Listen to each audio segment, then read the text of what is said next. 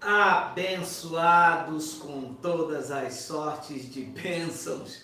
Olha nós aqui uma vez mais.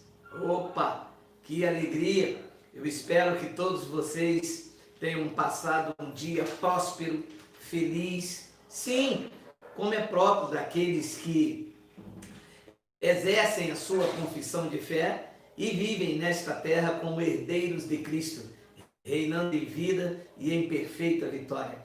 Meu melhor noite a todos os meus companheiros desta graça divina, aqueles que foram chamados com olhos iluminados para entenderem a sua posição de eleitos, de herdeiros e de mais do que vencedores.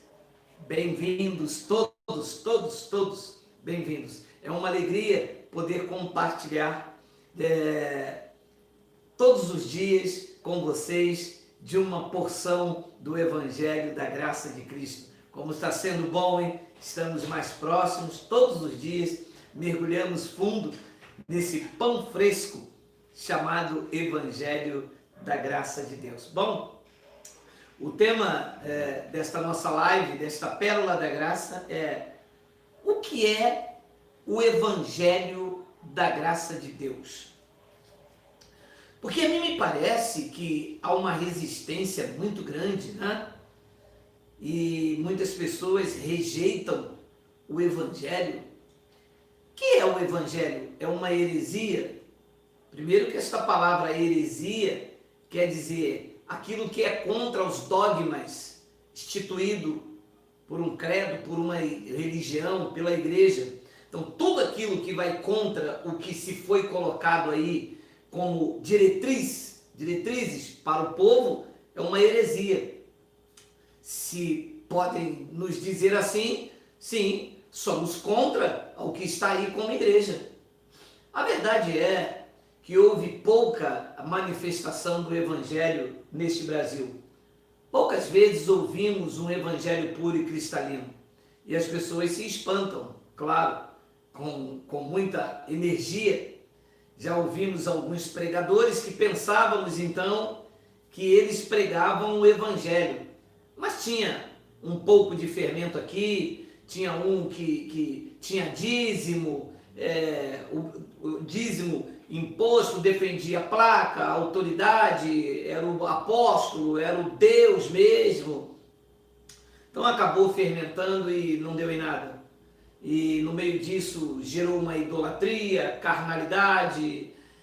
E hoje, quando você fala do Evangelho, com temor de Deus, como testemunho, alguns dizem que nós somos radicais, outros, por não conhecer, dizem que nós somos extremistas, outros dizem que nós já somos libertinos, né? E muitos dizem até sem nos conhecer. Então hoje, durante a manhã, na minha caminhada matinal, me veio esta pergunta: o que é o Evangelho da Graça?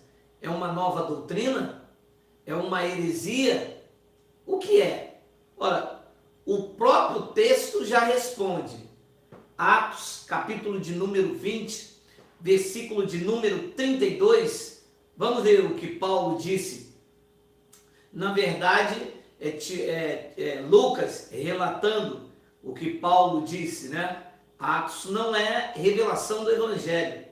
Atos é ações dos apóstolos, das primeiras ações dos apóstolos na igreja primitiva. Bem, se bem que tudo era primitivo naquela época. Ele diz: agora, pois, Lucas dizendo que Paulo chegou lá na igreja de Éfeso, reuniu os presbíteros lá da igreja, os anciões, e disse o seguinte, em uma das suas falas, dos seus textos: agora, pois, encomendo-vos ao Senhor e à palavra da sua graça. Agora leia, que tem poder, a palavra da graça do Senhor, não é de Geraldo. A graça, ela não tem um dono. Eu vejo pessoas, inclusive algumas, que já caminharam conosco. Eu conheço pessoas, eu tenho 55 anos, eu conheço é gente. Ah, e os meus maiores inimigos são os que se diziam crentes. Os seculares brigaram comigo no tempo de escola, brigaram comigo antes de ser crente, no bar, e passam por mim hoje e dizem, isso ficou para trás, tudo bom, Geraldo, está tranquilo. Mas os que andaram comigo, os que se dizem cristãos, ainda guardam ódios e rancores, ainda não entenderam nada. Que a carne não pode prevalecer contra nós. Nós não ignoramos os ardis, mas ela não pode prevalecer contra nós. E Paulo diz, encomendo-vos ao Senhor e a palavra da sua graça. E o que a palavra da sua graça tem? Disse Paulo que ela tem poder para vos edificar e dar herança entre todos os que são santificados. Então o texto já responde. A graça é a palavra do Cristo ressuscitado para a sua igreja. A lei é a palavra para o povo judeu, que tinha sinagoga, que ali fazia as leituras aos sábados, observava os aspectos da lei, a Torá. Mas o evangelho da graça, disse Paulo, é a palavra do Senhor. Eu encomendo-vos ao Senhor e a palavra da sua graça. A graça tem uma palavra específica. Entende? As pessoas dizem, eu alcancei uma graça. Ela diz assim, eu alcancei um favor. Mas nós não estamos falando apenas do favor. Nós estamos falando da palavra que corrobora esse favor. A palavra da graça é a palavra que corrobora, que revela o favor de Deus por nossas vidas em vários aspectos. E uma vez que esta palavra é revelada, é entendida, diz que esta palavra não é o pastor passando óleo, não é o pastor batizando nas águas, não é o pastor dando pão com quisuco. Diz que é a palavra da sua graça. Está aí. Que tem poder para vos edificar e dar herança.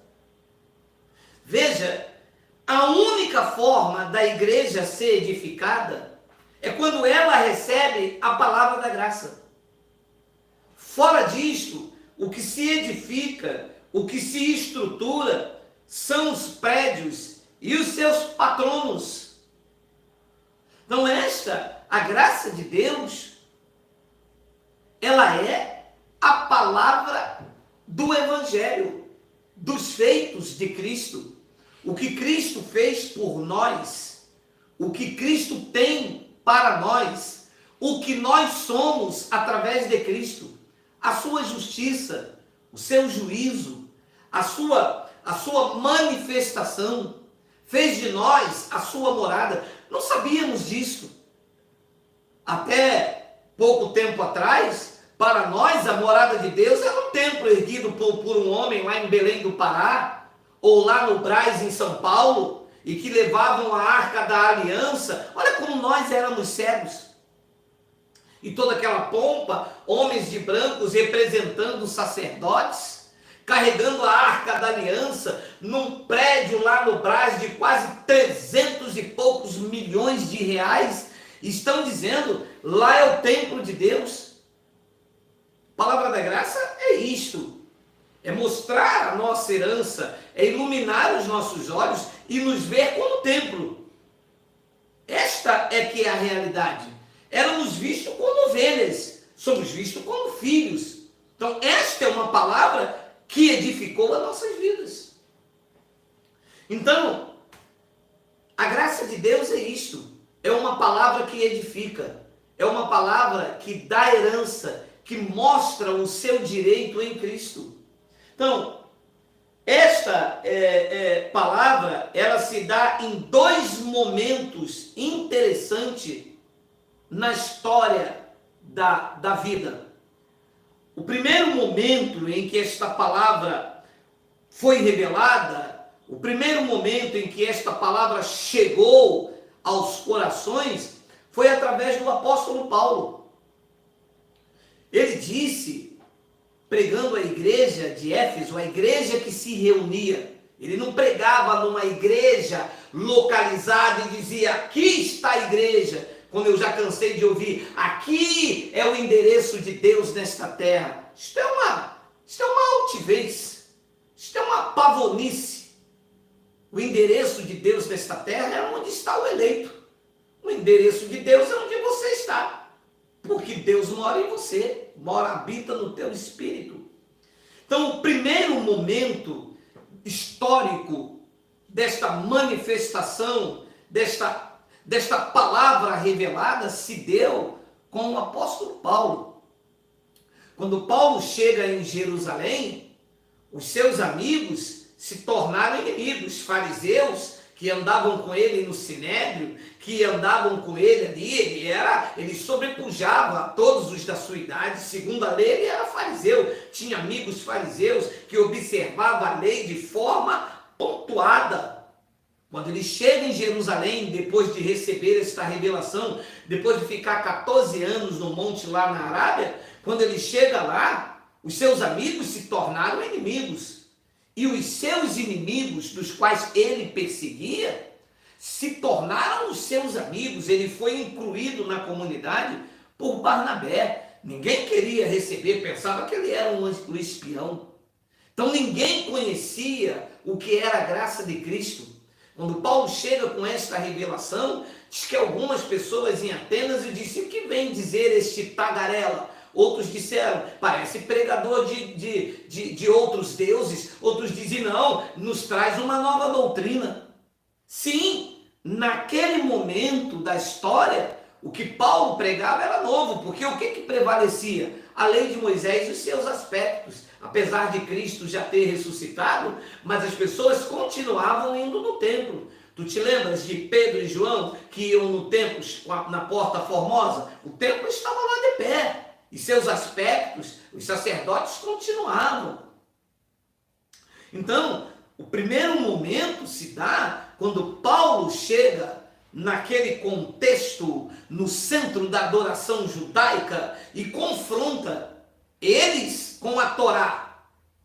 E Paulo com a revelação fresca que vinha dilacerando os corações, porque a graça de Deus faz isso. Dilacera os corações. Ela é uma espada afiada que entra na divisão da alma e do espírito.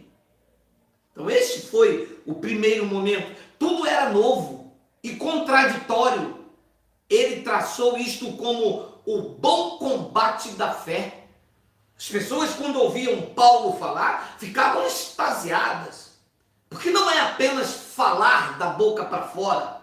Paulo tinha unção de Deus, vocação, chamada, determinação, ousadia. Disse o texto que Deus, por mão de Paulo, fazia milagres extraordinários. Foi Paulo que admoestou os seus irmãos à época, dizendo, sejam fervorosos do Espírito.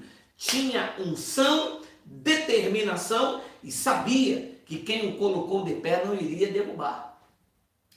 Então, o primeiro momento era esse. Olha o que ele diz em 1 de Coríntios, capítulo 3, versículo de número 10. Segundo a graça de Deus,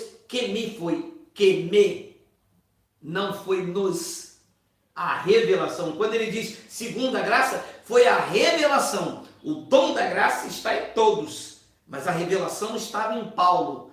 Naquele momento da história, eu já vou chegar lá. Naquele momento da história, naquele momento crucial, aonde os judeus estavam recebendo da boca de Pedro, Tiago e João, que o juiz estava à porta, que o juiz estava próximo, Paulo vinha com uma mensagem aos gentios dizendo, não se preocupem, vocês estão justificados pela graça, vocês foram inocentados, vocês estão inculpáveis no meio de uma geração corrupta e perversa. Então, Paulo disse, segundo a graça que me foi dada, eu lancei o fundamento como um prudente construtor e outro edifica sobre ele, porém cada um veja como edifica. Então, aqui está o primeiro momento, Paulo como o fundamento. Então, Paulo colocou o fundamento. Aquele foi o primeiro momento da era cristã em graça. A graça estava no seu decurso. A graça estava sendo ali anunciada. Paulo disse, o mistério que estava oculto dos séculos e de gerações, agora, então não tinha sido antes em Mateus, Marcos, Lucas, não tinha sido antes em Isaías, ninguém conhecia, passou por todos eles, eles não viram. Paulo disse, o mistério que estava oculto de séculos e gerações e que agora foi manifestado. Então, naquele momento em que o evangelho estava em curso, Paulo, quando escreve aos Coríntios, não tinha aquela epístola, não tinha aquela. Paulo sequer sabia que seus livros iriam virar coletâneas, apesar de muitas das suas cartas terem se perdidas, outras terem sido alteradas, outras estão aí meio que ainda fora de encaixe.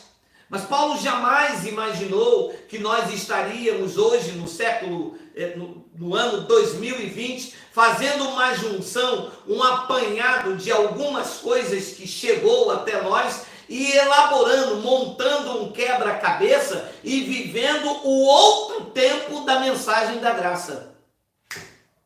Espera aí, como assim? Sim, nos dias de Paulo, o primeiro momento era de colocar o fundamento. Ele disse, segundo a graça de Deus, eu coloquei o fundamento. Tudo o que Paulo pregava era fundamento, estabelecendo, cavando a sapata, vigas baldrames, colocando as bases, as estruturas. Mas ele disse, e outro edifica sobre ele. Esse outro não quer dizer um outro homem apenas. Este outro são todos aqueles que recebem a proporção da graça de Deus. Aqueles em que Cristo se manifestou, assim como manifestou na sua vida. Hoje, neste momento da história, você já adquiriu conhecimento para, com mansidão e autoridade de Deus, falar do Evangelho de Cristo com ousadia, a ponto das pessoas não te suportarem, e eles querem logo partir para a briga, porque quem recebe esta revelação se torna insuportável. Paulo disse isso a Timóteo, não suportarão a sã doutrina, pelo contrário, terão comichão nos seus ouvidos e procurarão as mestres segundo as suas cobiças. Então, o primeiro momento da história se deu com Paulo, na fundação. E depois se deu a nós, na edificação da igreja. E pasmem, a igreja de Cristo, quando eu digo igreja, eu não digo os templos, porque os templos foram edificados, templos luxuosos, templos com cadeira almofadada, parece até uma sala de cinema, maquinazinha de cartão de crédito, tudo bonitinho para você parcelar a oferta em 3 vezes. O rapaz lá pergunta, é débito ou crédito? Aí vendem livros, e vende carnê de televisão, e vende o tijolinho da casa própria. Uma verdadeira ladroagem, um verdadeiro malabarismo. A igreja não foi edificada, a igreja foi tosquiada, a igreja foi manipulada. As vidas, os templos foram edificados. Você anda aqui pelo Rio de Janeiro, na zona sul do Rio de Janeiro, cada templo mais luxuoso, ar-condicionado central, câmera de televisão, pianos caríssimos para fundos musicais, e as vidas vazias, nunca compreenderam este livro chamado Bíblia. Para eles isto é um enigma. Algumas pessoas ligam para cá aqui me perguntando coisas absurdas. As pessoas me perguntam, e eu digo, a senhora não é cristã? Sou há 35 anos. Ué, mas se você é cristã há 35 anos, você não sabe o que o meu filho sabe? Você não sabe coisa que os jovens que eu conheço da graça de Deus sabem? Não é porque lá a gente... Porque lá a gente o quê? Não, a gente ia ouvir o profeta, via a revelação e ia para casa com medo. Então a igreja, as vidas não foram edificadas. As vidas foram manipuladas, enganadas. As vidas estão sendo edificadas de 15, 20 anos para cá.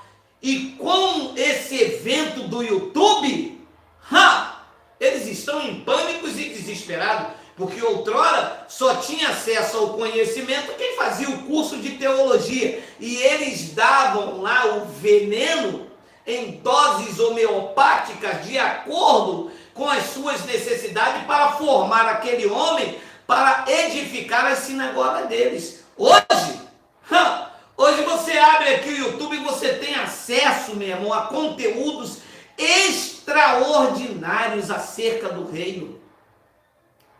Então, esse é o time da história. Chegou até nós. Foi o que Paulo disse aos Efésios, uma passagem muito interessante, eu quero dividir com você. Olha o que ele disse. Mas preste atenção, e é por isso que nós separamos o time da história. Olha isso aqui. Olha isso aqui. Espera aí. Mas Deus, sendo rico em misericórdia, por causa do grande amor com que nos amou, versículo de número 5, e estando nós mortos em nossos delitos. Pode parar aqui. É isso que eu falo, e os doutores entram aqui, sabe, pulando, eles ficam desesperados com Geraldo. Mas não adianta não, que vocês vão... Eu só peço cuidado para vocês não dar um ataque no coração, tá? Porque depois, quando eu vou ver a live ali, tem gente espumando. Geraldo, eu vou matar você. Se eu fosse legalista, eu ia pensar até que era um cão peta. Mas é a ira. Está dentro do homem, é o daimon ativado. E entra aqui, debate, discute, esse homem é o herege, é o cão, é o... Eu estou lendo, hein? Estou lendo, hein? Olha, e estando nós mortos em nossos delitos. A pergunta que eu faço é, como é que vai se aplicar esta palavra a mim se eu nunca estive morto em delito? Quem é que estava morto em delito? Não era quem ainda vivia debaixo da lei? Esta palavra aqui, Paulo não está falando com os irmãos, com ele lá em Éfeso, que vieram da lei e que passaram com ele pela ressurreição espiritual. Não era Paulo como fariseu, legalista, que estava morto em delito? Não eram os irmãos que se converteram à graça de Deus, que viveram no ano 22 da era cristã e que viveram morto em pecado e em delito? Olha o que ele diz, e estando nós quem? Eu e você? Não! Quando nós nascemos, nós não estávamos debaixo de delito. Ele já havia cancelado o escrito de dívida. Lembra? Quando nós nascemos, o escrito de dívida já tinha sido rasgado. Apesar da tentativa dos pastores querer colar. Não vai conseguir. Não adianta passar durex nem super bond naquilo que Cristo fez. Vocês são muito malvados. Vocês sabendo que vocês fazendo isso, vocês não vão para o céu?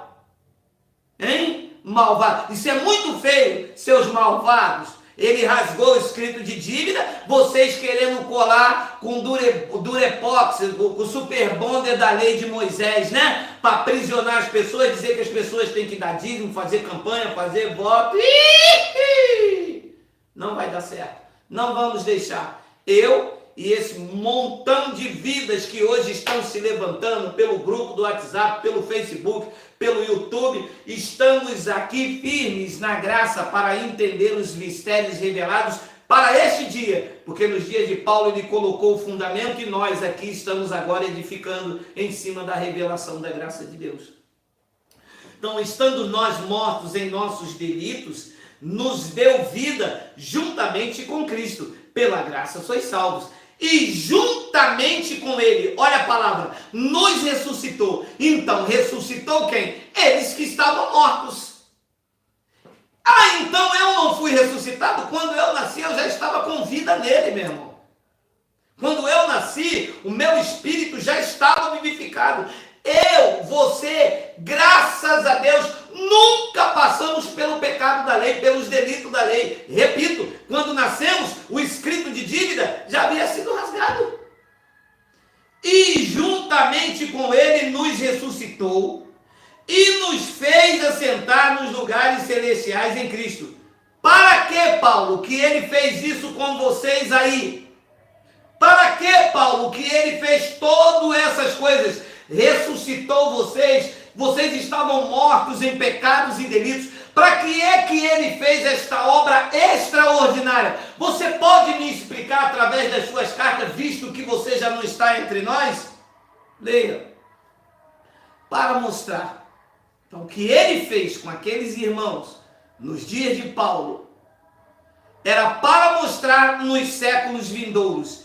De Paulo para cá, quantos séculos passaram? 20. Então, o que Cristo fez nos dias de Paulo no fundamento, não é para que eu viva também o fundamento, mas é para que eu veja a suprema riqueza da sua graça com eles, que passaram da transição, experimentaram o efeito da cruz, foram perdoados, ressuscitados dos seus delitos, e estavam vivendo, naquele momento da história, o que nós estávamos vivendo. Purificados, sem mancha, sem rugas, sem marca e sem defeitos.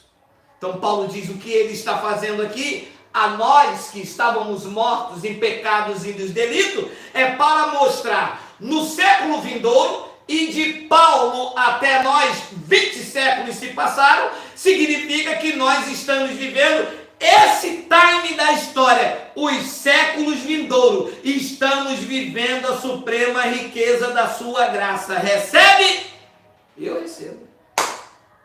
Viver a suprema riqueza da graça é viver sem condenação, porque eles querem voltar, retroceder um outro tempo da história cristã, trazer o que é condenação para o meio da absolvição. Não adianta, o juiz já bateu o martelo, estamos absolvidos. Não existe nenhuma possibilidade de recurso em segunda instância no tribunal de Cristo. Estamos livres. Digam um papai aí, por favor, porque me dá vontade de pular, de correr, porque eles tentam de qualquer maneira impor condenação em nós.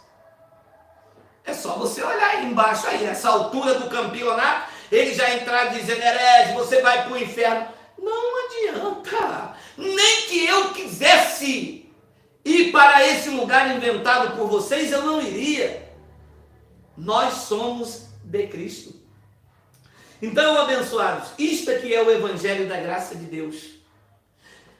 A pergunta que eu fiz a mim mesmo é a seguinte: se esta palavra de Efésios 2, versículo de número 7, se essa palavra, a suprema riqueza da sua graça, é uma palavra que edifica e que dá herança, e você se sente bem porque ela aliviou o fardo e o peso, por que existe tanta resistência a isso?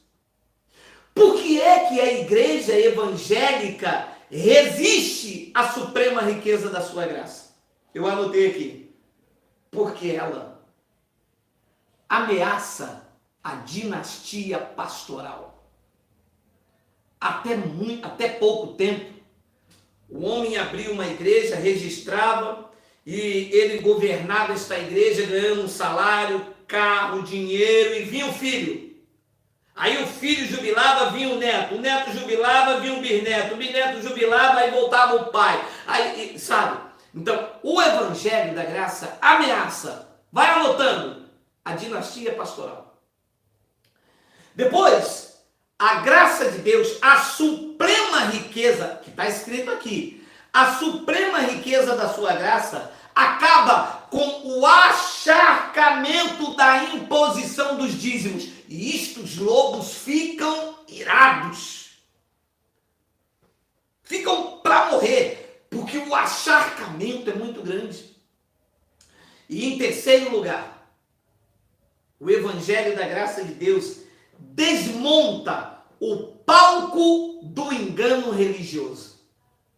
Eu nunca vi tanta blasfêmia, eu nunca vi se oferecer tanta indulgência, eu nunca vi se oferecer tanto lixo para prender umas pessoas dentro de um local e dizer aqui é a casa de Deus e você precisa observar essas regras. A suprema riqueza da graça anula tudo isso, acaba com tudo isso, e isso causa resistência aos poderosos. Mas quando ela chegou na sua vida, encontrou o seu coração ardendo, porque era exatamente isso que clamava dentro de você. Nunca nos mostraram essas coisas. O que nos mostraram era escravidão, ameaça, essas coisas que algumas pessoas precisam viver. Então eles não gostam, porque esse evangelho, leia comigo. Essa é a palavra da graça. A graça é isto aqui. Bendito Deus e Pai de nosso Senhor Jesus Cristo, que nos tem abençoado com todas as sortes de bênção espiritual nas regiões celestiais em Cristo. Todas as sortes de bênção espiritual. Depois ele diz no versículo de número 4, assim, vê se isso não desmonta este palco armado aí fora. E eles dizem que isso é do diabo. Assim, como nos escolheu, Paulo estava dizendo, novidade para aqueles irmãos naqueles dias. Vocês não foram escolhidos pela comunidade judaica por causa da sua posição para serem membros no Sinédrio. Vocês não foram escolhidos porque foram circuncidados pela elite. Vocês não foram escolhidos porque agora vocês fazem parte da sinagoga, fazem a escritura. Não, vocês foram escolhidos nele, antes da fundação do mundo. Leia, para serem santos, irrepreensíveis perante ele, e em amor, aqui está a palavra, nos predestinou para ele, predestinou, para a adoção de filhos, por meio de Jesus Cristo, segundo o beneplácito da sua vontade. Ele quis, sem interferência de homens. E isto ameaça. Porque se apenas ler e explicar esta verdade, o império babilônico evangélico está ameaçado. Porque no local onde tudo é por obra meritória, você tem que fazer, você tem que jejuar, você tem que dar o dízimo, você tem que buscar, você tem que orar. Eu ouvia uma frase no meu tempo de menino. É assim que eu cito o tempo em que eu andei nas igrejas. Menino. Mais oração, mais poder.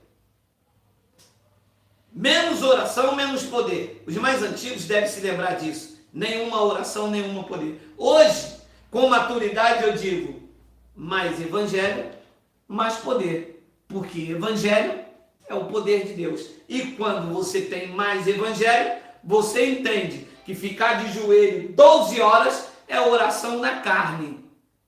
Porque nós, pelo Espírito, não sabemos orar como convém, mas é o Espírito Santo que intercede por nós com gemidos inexprimíveis. E isto ameaça o culto de oração, que, como eu tenho dito, é culto de pedição, não é verdade? Então isto ameaça os poderosos. Então, o que é o Evangelho da Graça? É o desmontar do palco, é o banir o acharcamento, é destruir esta idolatria ao púlpito pastoral. Isto é que é o Evangelho. O Evangelho veio trazer clareza, mostrar a tua posição, edificar a tua vida, tirar o fardo, tirar o jugo, deixar você leve, deixar você dotado de um conhecimento que só essa palavra produz. Então, foi o que Paulo disse a Tito, e esta é o clássico entre nós. Olha aí, não por obras de justiça praticada por nós, mas é exatamente o que o sistema faz. Obras de justiça.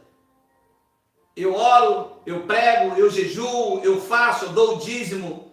E o Evangelho diz, não é por obras de justiça praticada por nós, mas segundo a sua misericórdia, Ele nos salvou mediante o lavar, regenerador e renovador do Espírito Santo. O pastor diz que é pelas águas, e isto ameaça, porque diz que é pelo Espírito Santo, que Ele derramou sobre nós ricamente por meio de Jesus Cristo, o nosso Salvador.